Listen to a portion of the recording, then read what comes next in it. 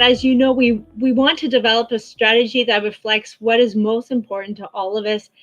And that means that we have to identify where there's common ground, where opinions differ widely, and explore how we can bridge those differences.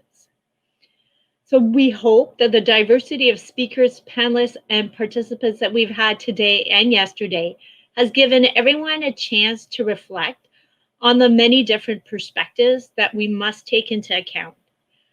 While we may have different backgrounds and opinions, there is common ground, and we can identify this to create the foundation of our strategy. And we look forward to you helping us establish that, while also identifying the key questions and issues that need further consideration.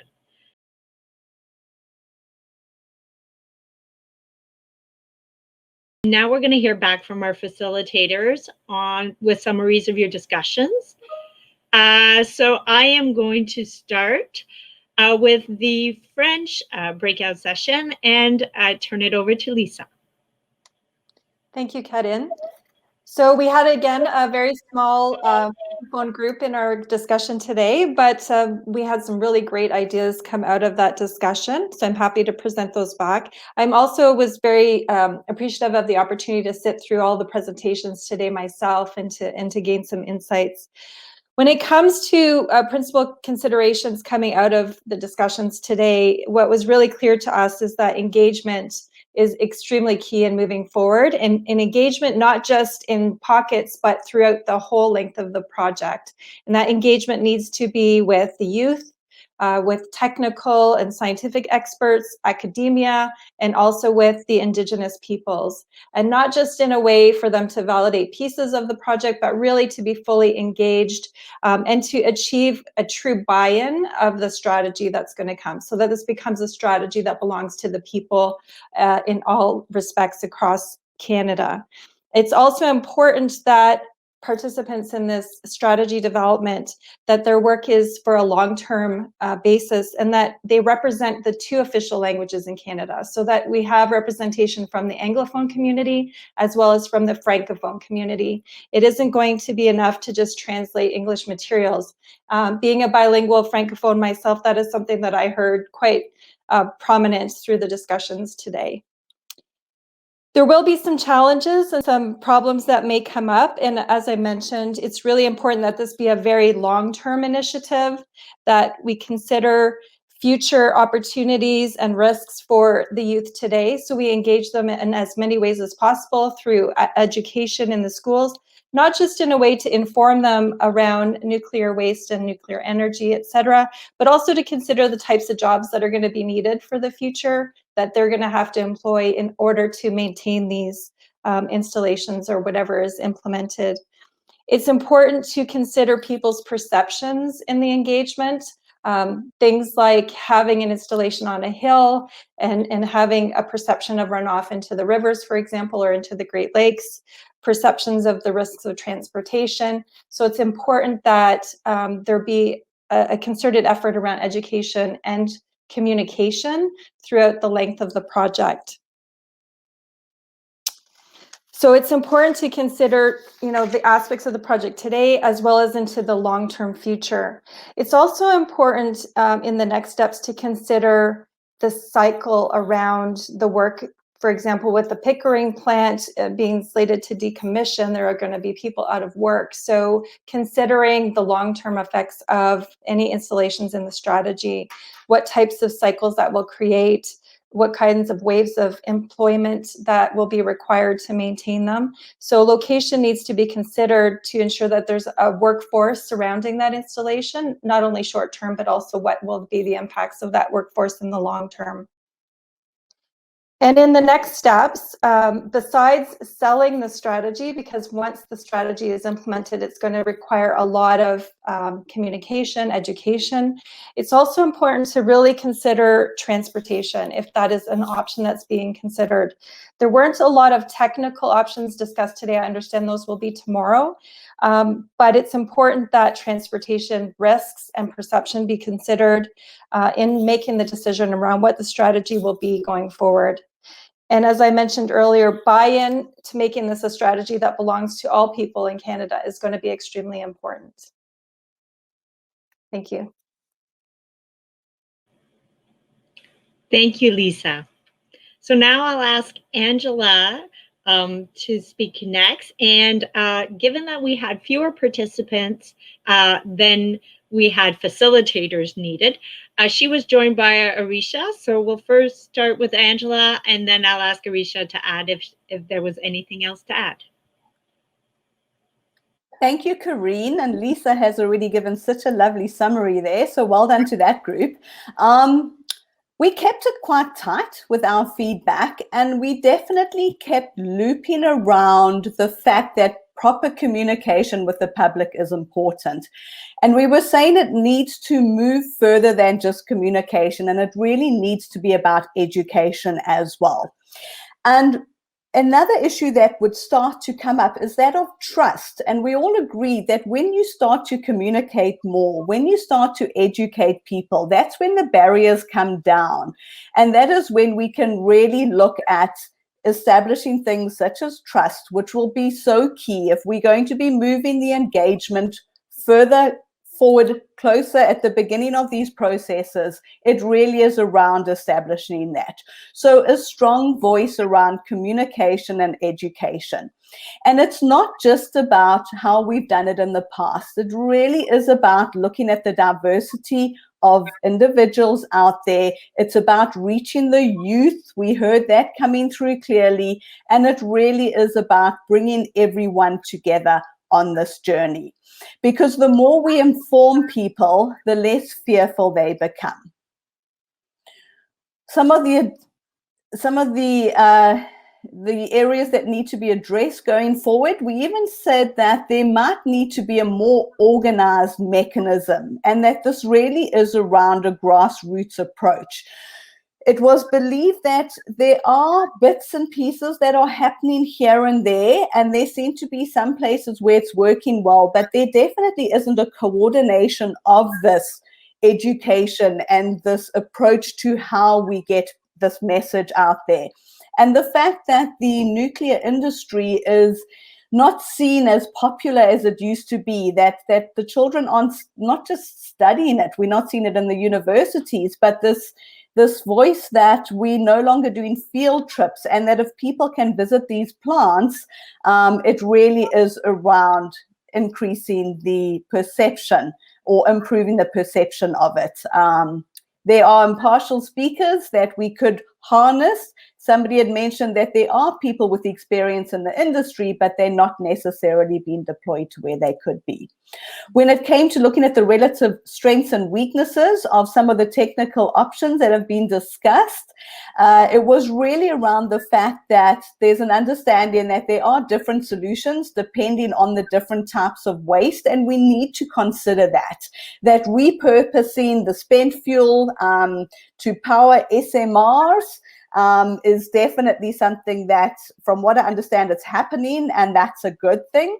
And that intermediate waste is more akin to the DGR solutions than lower level. Forgive me for not understanding the technical side, but it was great to have Linda in our group who provided some of this information as well. And also that perhaps COVID has brought an opportunity for us, because if there's something that it has done, it's made us all a lot more connected and more of a seamless integration with people. So to really reach people in their homes rather than just through public meetings, we can really use technology to our advantage when it comes to now building this going forward. Recycling is a huge consideration, and also that we tend to overcomplicate things. And there's a voice that came through that said we need to keep it as simple as we can. So for us, it was really about getting out there, educating and involving all communities with reciprocal learning from each other, so that we can elevate trust in how we move forward. And I hope that I captured quite a bit of it. Thank you. Thank you very much, Angela. Arisha, over to you. Sure. I think Angela and Lisa has kind of painted a really good picture of how the summit really went and what kind of conversations we've had, which has been many interesting and helpful insights that we've gathered. I have nothing really much to add, but maybe a little bit on the language. I do agree that a lot of this technicality and jargon words that we use can be intimidating for a lot, specifically for the public. So I do really like the idea, and it seems like there's a common ground across all breakout rooms, and that we can agree that yes, it can be a little bit intimidating, and introducing these concepts really at a young age could really benefit all of us, specifically from ages 8. Yes, in one of our one of the panelists from our breakout room have mentioned about the tour in the nuclear facility. You know, when we are engaging with the space, I find that a lot of our biases can be challenged. So I think that's really something that important we can come and circle back to. Something that I kind of missed last breakout room was actually also around the use of language. And I think it came around as it's really important that we say it and communicate in a way to address the urgency of the matter. So maybe even saying or using words like byproduct doesn't really communicate the severity of the issue, and really going back to the actual terms themselves, like low level, intermediate, and high level waste.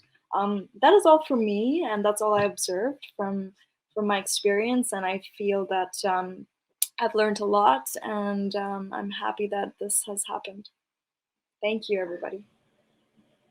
Thank you very much. And so now our next group was facilitated by Kathy, and she was also joined by Nala. So Kathy, take the floor, and then Nala, if you want to add anything after, go right ahead. Hi, everyone. Yes, we had a really great discussion in our group. I had more people than yesterday, and it was nice to have more flow in the conversation. And as has already been mentioned, education did come up as one of the key considerations to be thinking about moving forward, and thinking about communities that have been exposed or have been around nuclear plants or nuclear waste for longer versus communities that have never been exposed to them, and the different levels of education around it that might need to take place because of that. There was also a conversation about the need to reach an education to those who are critical, and finding ways to connect with the people that might have more negative views about it, and really helping to share different points of view with them, and more scientific evidence-based information. Also, finding ways to create community liaison opportunities where people can really come and ask the questions that they have on this complex issue, and have either experts in the room or others who are there who can answer the questions for people to help lower some of the anxieties and clear up some of the discrepancies and misinformation that might be happening there. Also, in communities, a lot of times there will be in municipalities, and it would be really great if there was always an expert in a role around nuclear waste management to help have more of a continued flow of information, and bringing new people up to speed more quickly when they change roles there. Education piece also being connected to the CNSC and how strict they are and how seriously they take their role, so that people understand that there is a regulatory body that really monitors the nuclear waste that's happening, and that they are very strong in the way that they do that. There was also conversation around having this sense of urgency and looking at emerging technologies and how they can be impacted, or how we can get a plan in place sooner before emerging technologies get ahead of us. And that there's a really, it feels like we're not being responsible if we haven't taken that into consideration as we're developing and having new things emerge. the education piece is linked to moving forward and helping people, as already has been mentioned, the various levels about whether it's low level, intermediate, or high level, and helping people understand that, and thinking about ways that we can deal with the low level in different ways. That doesn't necessarily mean burying it in the ground, and whether that's retrievable or non-retrievable waste, and how we can maybe make that a little bit, make better use of some of those waste products before they're completely unusable moving forward. So I think that kind of captures some of the main points, and without having to reiterate what has already been said. So Nala, you might want to add something onto that. I'm not sure, but thank you for your time. Thanks, Kathy. You did a great job, and it was a wonderful opportunity to observe and listen, and having listened all day as well. Again, not to reiterate too much of what's been said, but I did find it comforting to hear from the mayors, and also in our session that I had the opportunity to observe, is to not be distracted by the fear mongering, and not just to listen to the loudest voices, but to follow the breadcrumbs around the science and making informed decisions. And the only other thing I would add is, in addition to the engagement, which is so crucial, and I forget the gentleman who was on the panel this morning, but there was this whole other layer of, besides engagement, there's the whole economic involvement, and the cost associated with each of the levels of waste is so crucial, so that the strategy can be unpacked. It's not just how do we deal with nuclear waste, but the various Venn diagram prongs around engagement, around economic involvement, and around regulatory involvement, which is also another crucial, and each are going to require a very different level of involvement from the federal, provincial, and the community. So the more the strategy can be fleshed out in a tactical way, because a lot of times we do talk about these broad, we make these broad statements, and although that's a really great place to start, it's the layering and rolling up our sleeves and getting involved in each of those areas. So that's my contribution. Thank you. Thank you very much, Nala. So now I'll turn it over to Manvi, and Manvi was joined by Chief Campbell. Thank you so much, Karine. So my group had really rich discussions, which was wonderful. I'm sure Chief Campbell, actually a lot of the points were from Chief Campbell, so I'm going to do my best, but whatever I say, I'm sure Chief Campbell, I invite you to elaborate and clarify and better word whatever summary that I've come up with here with the help of Josh, the note taker. So some of the big takeaways, the first, I'll just kind of go in chronological order of the conversation that we had. The first was, the biggest concern is how to get the younger generation involved. And so some key points mentioned there were that there needs to be an earlier start in the educational systems to encompass conversations and educational opportunities. I think Arisha touched on this as well. Different ways to achieve this, and really functioning to improve the literacy of these topics. It's a form of intergenerational preparations, because a lot of the things that will be decided in the next 4 or 5 years are going to have impacts for younger generations 40 years on the line. So really thinking with this transgenerational viewpoint of investing in these opportunities for educating young people and engaging and incentivizing their engagement within this conversation and this space.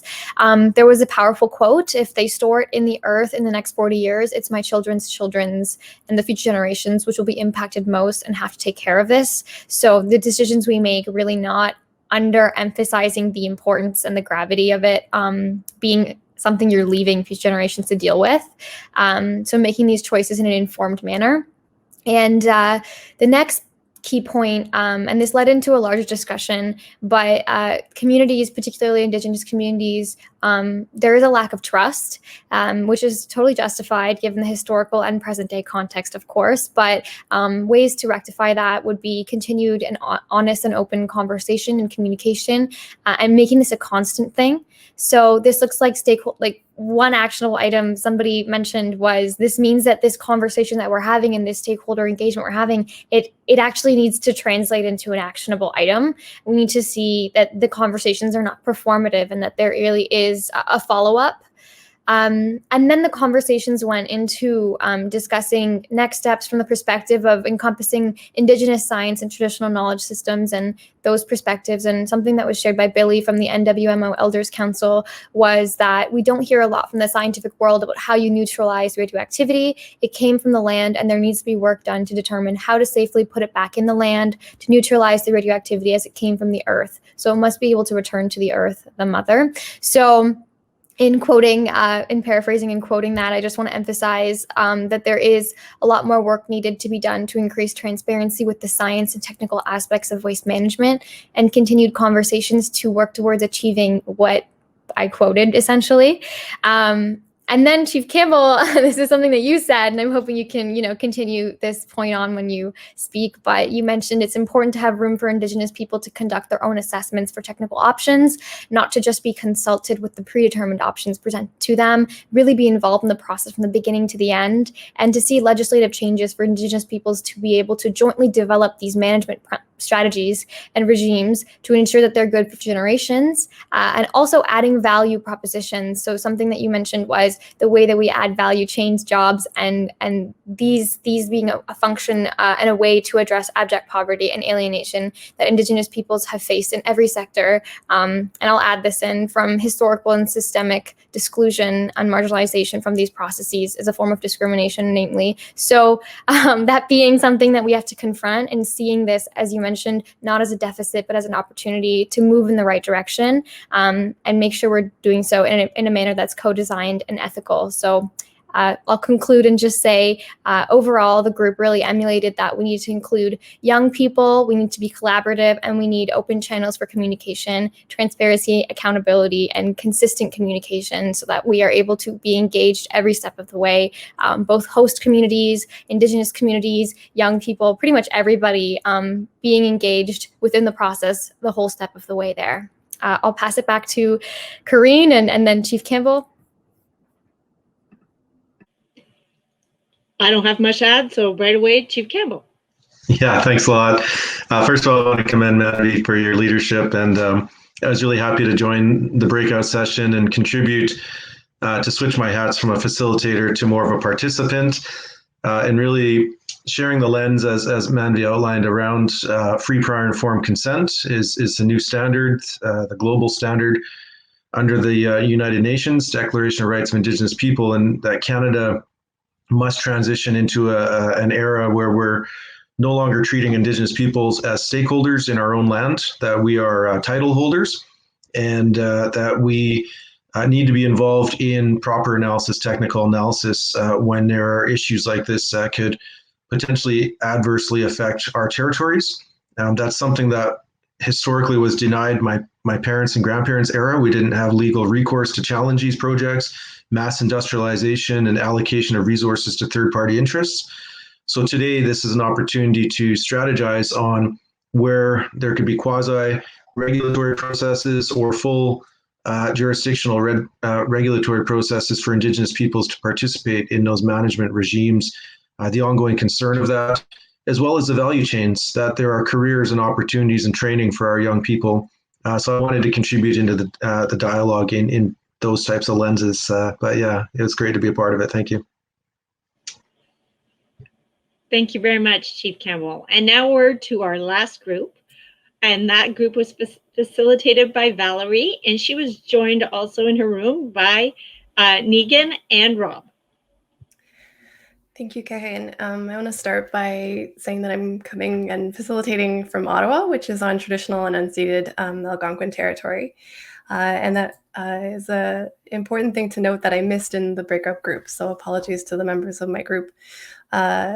I'm going to share 3 high-level points, and then, of course, would love to hear if the other two facilitators that were in the group wanted to build on any of that. There was a lot of discussion in our group, first of all, about capacity building, which I think aligns with what we've heard from some of the other facilitators. The group had a really involved conversation around the fact that it's not just that you engage, but that how you do it, and that you provide capacity or build capacity of the people with whom you're engaging. And that includes providing resources that recognize people's context, where people start from, as well as consider power differentials. And that it's important to think very critically about what it means to do meaningful engagement. And some examples that we talked about were appropriate translation, realizing that posting things online doesn't work for those who potentially lack computer access or high-speed internet, and a very deep conversation, an important conversation around recognizing Indigenous rights, and the importance even of thinking from the lens of making sure that we're aware of tradition and culture, making sure that we recognize what territory we're on when we're speaking. And that when these things are missing, it really damages relationships. And there was a report back that used the word trust, and that word didn't come up, I don't think, very much in our group, but reflecting on what we talked about and hearing that report back, I really do think there's a piece there about trust. And there was a reflection that it's important not just for the proponents or for policymakers, but also for other members of the community to be aware of this, for politicians at all levels, including at the municipal level, to be aware of these things. If you're representing a municipality, what's your relationship with the Indigenous people in that area is critically important. We also talked about the importance of shared definitions and making sure that those are established when there's engagement happening. And just one example was the word interim, and what does that mean? There's some options that have been in place for years that were called interim. So was there a shared understanding of that word? Another piece that we talked about were the various technical options. There was a bit of sort of support and interest in thinking of those longer term options like the DGR. But there again, we didn't get into the technical. We talked about the fact that it's not just what you do, but how you do it. And again, that need for engagement, for transparency, and for honesty. And some comments that when there's a lack of honesty, it damages credibility. And that honesty needs to include not just talking about successes, but also failures, and ensure the communities understand what happens when things go wrong and understands that things could go wrong. And then lastly, in talking about next steps, a high level point similar to other groups is that we talked a lot about education, and specifically, as did some others, centering youth. And thinking not just about engaging today's youth, but also how you set them up to be knowledge translators to future generations. And that, in centering youth, it's important to not just think about future youth, but also recognize that some of the sort of status quo options that are in place can also be damaging. And so, again, engaging youth and thinking about how to ensure they understand what's currently in place, what the options are for moving forward. And then, of course, that knowledge generation piece. So those are the high level points from our group. And I'd love to hear if the other facilitators that were there want to add to any of that. I can hop in. Yeah, thanks, Valerie. It was a great session. Just popped in to observe, and I think you captured a lot of what was shared.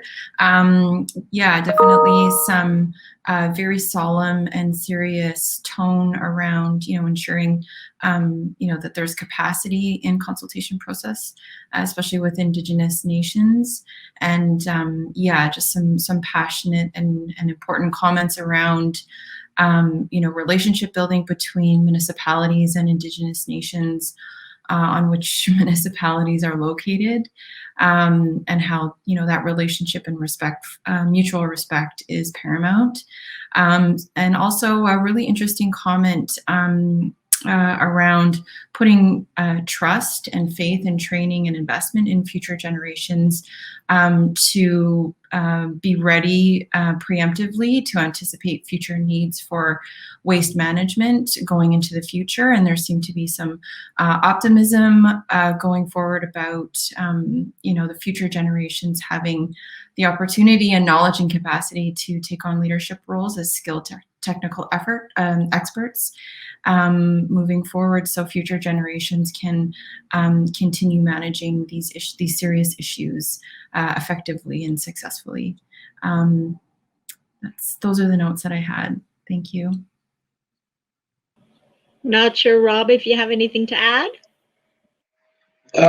Maybe just I want to just try and add something, I guess, to what I observed, I guess, is changing from the facilitator to the observation role. And I thought really that what stuck out to me with respect to the idea of building capacity, or I think really what it's coming down to with respect to sort of the reasons as to the why there's an Indigenous engagement, or why there's an importance to have that, is, why is it important to have involvement of youth, and why is there this focus on, future generations and sort of that ideology or those beliefs, I think, is because, really, I think there's missing a piece or a component about understanding the importance of treaty education in Canada. And maybe in my province where I live, we're blessed because treaty education is integral into our school system, so it's accessible to all, right? So I think as a province, and as we move forward, I think there's a comfort from the Indigenous community that the individuals or the the society or the community that we're creating, one of which is going to be respectful. And I think that came out with some of the comments that were made, kind of early on with our discussion group. And I just felt like that was something to me that maybe wasn't clearly articulated, was that, the history of Canada is built off treaties, and they exist all across Canada. And so they're an important part of shaping the way the country was created. And that story, that narrative, needs to be told. So I think for me, that was kind of what I took away. And I would, see that as being integral with how you intend, or how anyone intends to engage with Indigenous communities. That respect comes from knowing the treaty territory that you're in. So, yeah, so thank you. Thank you very much. So I'd like to thank all of the facilitators, the note takers, and the participants. That was a great download of information, and we appreciate you sharing your voice.